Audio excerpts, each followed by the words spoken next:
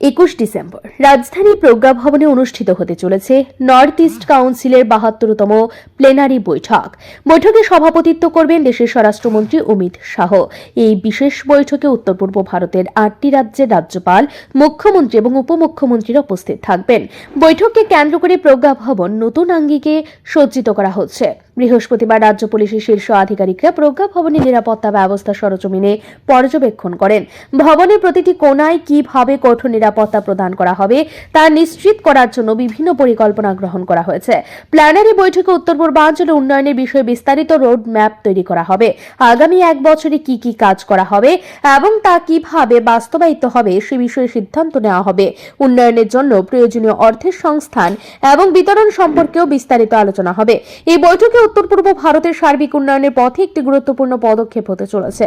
উত্তর পূর্ব রাজ্যগুলির অর্থনৈতিক, অবকাঠামোগত এবং সামাজিক উন্নয়নে একযোগে কাজ করার জন্য একটি সুনির্দিষ্ট পরিকল্পনা প্রণয়ন করা হবে।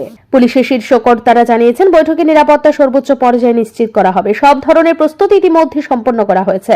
এনইসি বৈঠককে কেন্দ্র করে রাজধানী আগরতলায় সাজ রব।